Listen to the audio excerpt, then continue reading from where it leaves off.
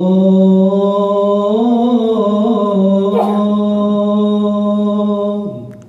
إله إلا الله اللهم رب هذه الدعوة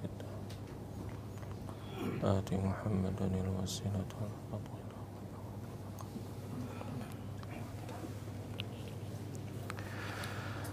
إن الحمد لله نحمده ونستعينه ونستغفره ونعوذ بالله من شرور أنفسنا ومن سيئات أعمالنا من يهده الله فلا مضل له ومن يضلل فلا هادي له وأشهد أن لا إله إلا الله وحده لا شريك له وأشهد أن محمدا عبده ورسوله. قال الله تعالى يا أيها الذين آمنوا اتقوا الله حق تقاته ولا تموتن إلا وأنتم مسلمون. وقال تعالى يا أيها الناس اتقوا ربكم الذي خلقكم من نفس واحدة وخلق منها زوجها وبث منهما رجالا كثيرا ونساء واتقوا الله الذي تساءلون به والأرحام إن الله كان عليكم رقيبا. وقال تعالى يا أيها الذين آمنوا اتقوا الله وقولوا قولا سديدا يصلح لكم أعمالكم ويغفر لكم ذنوبكم ومن يطع الله ورسوله فقد فاز فوزا عظيما. أما بعد. Jamaah sidang Jumat rahimakumullah, usikum wa nafsi bitaqwallah faqad fazal muttaqun. Sesungguhnya semua amal perbuatan hamba di dunia pasti akan dihisab oleh Allah Subhanahu wa taala. Dan pada setiap orang akan dihadapkan dengan dua pertanyaan terkait amalnya. Untuk siapakah ia beramal dan bagaimanakah ia mengerjakannya? Pertama, apakah dia beramal ikhlas karena Allah Subhanahu wa taala, ataukah dia beramal karena ingin pamer kebaikan di hadapan sesama manusia? Ataukah dia beramal karena terpaksa demi menghindari celaan orang lain jika tidak melakukannya? Lalu yang kedua, apakah pelaksanaan amal tersebut sesuai dengan tuntunan baginda Nabi Muhammad sallallahu alaihi wasallam atau sebaliknya? Seorang ulama yang bernama Al-Imam Ibnul Qayyim rahimahullah berkata, seorang hamba yang beramal namun tidak disertai dengan keikhlasan kepada Allah Subhanahu wa taala serta tidak mempedulikan tuntunan dan ajaran Rasulullah sallallahu alaihi wasallam, maka dia seperti musafir yang sengaja memenuhi kantung perbekalannya dengan pasir. Dengan berat dia memikulnya, tetapi tidak sedikit pun manfaat yang diperolehnya. Allah Subhanahu wa taala berfirman, "Innama yataqabbalullahu minal muttaqin." Sesungguhnya Allah hanya menerima amal dari orang-orang yang bertakwa. Dan Rasulullah sallallahu alaihi wasallam bersabda, "Innallaha la yaqbalu minal amali illa ma kana lahu khalisan wabtaghi bihi wajhuhu." Sesungguhnya Allah tidak menerima suatu amal kecuali yang dilakukan ikhlas semata-mata mengharap Allah Subhanahu wa taala atau mengharap wajah Allah Subhanahu wa taala. Jamaah sidang Jumat rahimakumullah, keikhlasan itu bersemayam di dasar hati. Karenanya seseorang tidak mungkin dapat menilai apakah si fulan seorang yang ikhlas atau tidak. Namun demikian, ada beberapa indikasi yang menjadi ciri khusus bahwa seseorang hamba adalah hamba yang ikhlas. Dengan ciri-ciri tersebut kita dapat menilai apakah diri kita ini selama ini sudah ikhlas dalam beramal atau belum. Berikut beberapa di antaranya. Yang pertama adalah selalu melihat kekurangan diri sendiri. Orang yang ikhlas cenderung menyibukkan hati untuk mengoreksi kekurangan dirinya, bukan kekurangan orang lain. Dia merasa masih banyak keburukan pada dirinya dan masih banyak kesalahan yang diperbuatnya. Karena itu, dia jauh dari penyakit ujub atau penyakit berbangga terhadap diri sendiri dan selalu merasa bahwa kaum mukminin yang lain lebih baik daripadanya. Allah menyebutkan tentang hamba-hambanya yang ikhlas di dalam firman-Nya, walladzina yu'minuna ma ataw wa qulubuhum wajilah annahum ila rabbihim raji'un. Dan mereka yang memberi apa yang mereka berikan berupa sedekah dengan hati yang penuh rasa takut karena mereka tahu bahwa sesungguhnya mereka akan kembali kepada Rabb-Nya. Bakar bin Abdullah rahimahullah memberikan nasihat yang indah agar kita terhindar dari sifat ujub.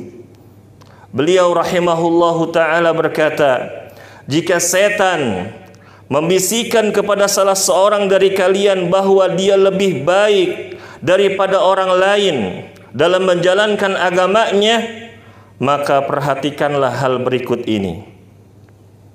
Apabila orang lain itu lebih tua daripadamu, katakanlah kepada dirimu, orang tua ini lebih dahulu beriman, lebih dahulu beribadah kepada Allah daripadaku.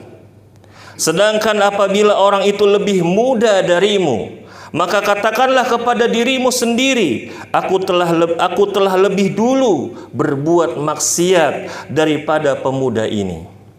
Hal itu karena seorang mukmin yang kamu lihat pasti lebih muda atau pasti lebih tua daripada dirimu.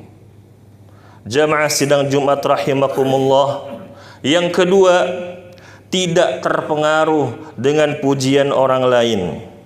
Sifat ikhlas tidak mungkin diraih oleh orang yang selalu ingin dipuji dan tamak terhadap perkara-perkara duniawi. Karena yang demikian itu ibarat menyatukan api dengan air. Seorang lelaki pernah berkata kepada Nabi, sesungguhnya pujianku adalah hiasan dan celaanku adalah hinaan. Mendengar ucapan tersebut, maka Nabi Shallallahu Alaihi Wasallam pun menasehatinya, hanya Allah yang layak menyandang sifat tersebut. Karenanya katakanlah kepada jiwamu sendiri, bersikap zuhudlah terhadap pujian manusia, sebab pujian itu sama sekali tidak mendatangkan manfaat bagi dirimu. Bersikap zuhudlah atas celaan manusia, sebab celaan itu tidak akan pernah mencelakaimu. Namun rajinlah memuji Allah, maksudnya berzikir, sebab hanya Dia yang mampu menganugerahkan kebaikan dan menimpakan bencana kepadamu. Jamaah sidang Jumat rahimakumullah, menghilangkan rasa cinta terhadap pujian orang lain memang bukan hal yang mudah. Dibutuhkan modal yang sabar, dibutuhkan berupa modal kesabaran dan keyakinan yang tinggi. Tanpa kedua modal ini, maka mustahil hal tersebut akan terwujud. Lalu yang ketiga, berusaha menyembunyikan amal kebajikan. Di antara tanda yang paling jelas bagai matahari yang bersinar terik di siang hari bolong, bahwa orang yang ikhlas adalah dia senantiasa berusaha untuk menyembunyikan amal kebajikannya agar tidak diketahui oleh orang lain. Semakin banyak seorang hamba yang menyembunyikan amal karena Allah, semakin banyak pula kejujuran dan keikhlasan yang akan diraihnya. Allah pun akan semakin mencintainya dan menyediakan balasan yang melimpah untuknya. Rasulullah sallallahu alaihi wasallam bersabda, "Innallaha yujibul 'abda at-taqiyyal ghaniyal khafi." Sungguh Allah sangat mencintai hamba yang bertakwa, hatinya merasa cukup akan pemberian Allah dan tidak mencari ketenaran sedikit pun.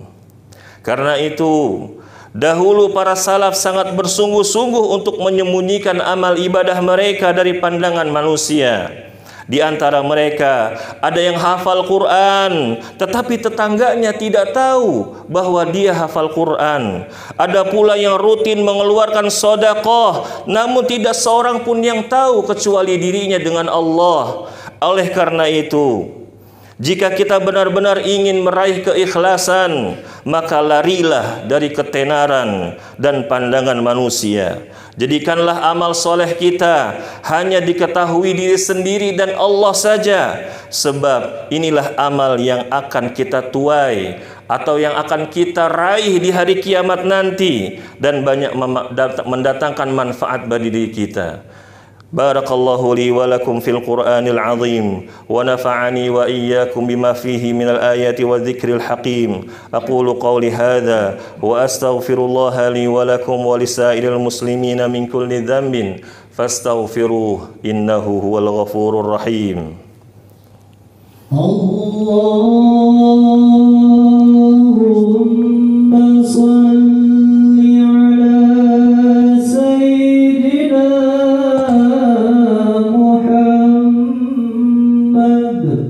wa ala ali sayyidina Muhammad.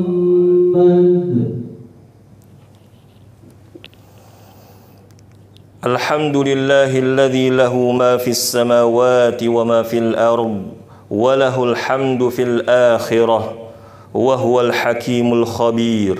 Thumma salatu wassalamu ala nabiyyina Muhammadin sallallahu alaihi wasallam wa ala alihi wa sahbihi wa man tabi'ahum bi ihsanin ila yaumiddin. Amma ba'du. Jamaah sidang Jumat rahimakumullah, yang keempat, senang melihat orang lain mendapatkan nikmat Allah Subhanahu wa taala. Seorang yang hatinya dihiasi dengan keikhlasan akan terjauhkan dari sifat hasad dan dengki kepada sesama. Sebaliknya, hatinya dipenuhi kasih sayang dan keinginan untuk selalu mengutamakan orang lain, sehingga dia senang apabila melihat sesama mukmin mendapatkan nikmat dari Allah Subhanahu wa taala. Anas bin Malik radhiyallahu anhu meriwayatkan bahwa Rasulullah sallallahu alaihi wasallam bersabda, "Walladzi nafsu Muhammadin biyadihi la yu'minu ahadukum hatta yuhibba li akhihi ma yuhibbu li nafsihi minal khair." Demi Allah yang jiwa Muhammad berada di tangannya, tidak sempurna iman salah seorang dari kalian hingga dia menyukai kebaikan bagi saudaranya seperti yang disukai bagi dirinya sendiri. Jamaah sidang Jumat rahimakumullah, yang kelima, sabar menghadapi ujian dalam beramal soleh.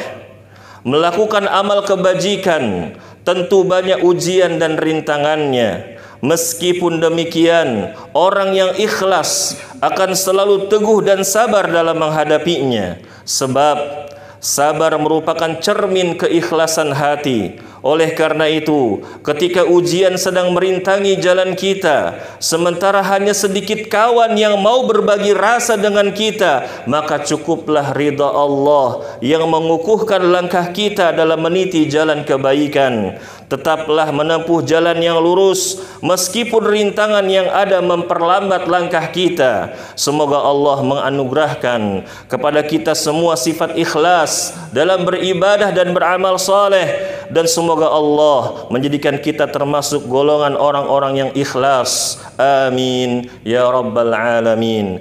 Innallaha wa malaikatahu yusalluna 'alan nabi يا أيها الذين آمنوا صلوا عليه وسلموا تسليما اللهم صل على محمد وعلى آل محمد كما صليت على إبراهيم وعلى آل إبراهيم إنك حميد مجيد وبارك على محمد وعلى آل محمد كما باركت على إبراهيم وعلى آل إبراهيم إنك حميد مجيد اللهم اغفر للمسلمين والمسلمات والمؤمنين والمؤمنات الأحياء منهم والأموات إنك سميع قريب مجيب الدعوات ربنا لا تزغ قلوبنا بعد إذ هديتنا وهب لنا من لدنك رحمة إنك أنت الوهاب اللهم إنا نسألك الهدى والتقى والعفاف والغنى ربنا هب لنا من أزواجنا وذرياتنا قرة أعين واجعلنا للمتقين إماما